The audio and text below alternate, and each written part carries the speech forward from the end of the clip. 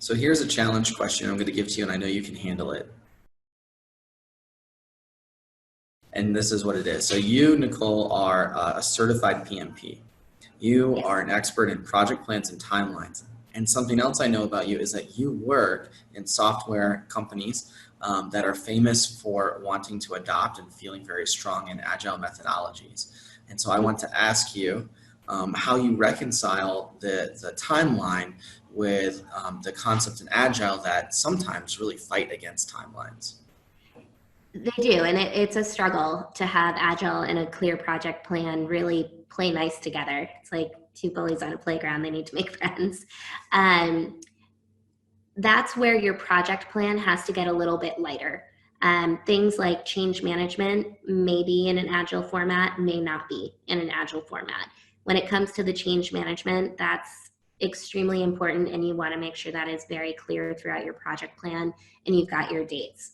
When it comes to agile development work, the technical side of it, it's going to be, you're not going to know all the details. You're not going to be able to put everything into your project plan. So it's going to be more milestone based. So you're going to have a sprint, and the goal is to deliver a certain amount within that sprint, or a certain kind of MVP, or most minimum viable product within the first sprint. And you're going to build on each sprint. So ideally, depending on your technical project, you want to build out your project plan on how you're going to support all of that development work without taking away from the agile methodology and that flexibility of saying, these are the stories that we're going to get in for this sprint. Here are the stories that are going to get pushed to a different sprint, knowing that you're going to have sprints either every 3 weeks, 4 weeks. Every company and group is a little bit different, but you want to build out your project plan to support how your sprints are being run, and have generally a target date for when you're going to start to push things out to users. So to build up to your minimum viable product, that may be technical development work that doesn't get to an end user until you truly have a basic user interface to show them, right? So from there, you can build on that, and that's when your change management comes into play. And from a project management perspective, it really becomes more about corralling people and making sure that the right people are engaged.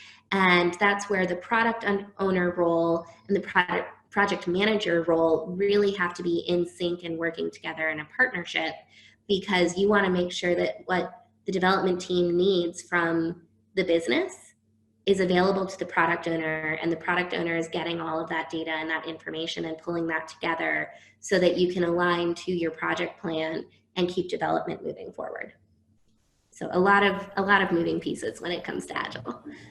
Yeah, something that stands out to me is that you're making a plan that you're thinking about how to support the development cycles. So it may not be what the development cycle needs to do, it's what we're going to have available. It may not be what they're delivering. Exactly. It may not be this is what they're delivering on X date, but here's how we're supporting them. We need to be able to get at least these stories. We need to know that our backlog is prioritized for them. We need to be available to answer their questions.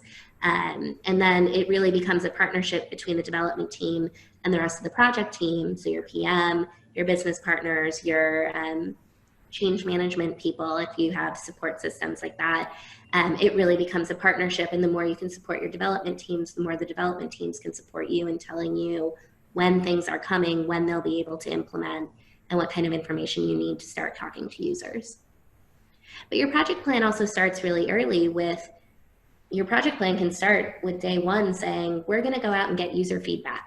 We know this is an issue. We want to know what their biggest complaints are. So you want to start engaging your users and your business stakeholders early and feed that into your project plan as well. Your project plan is not specifically development work.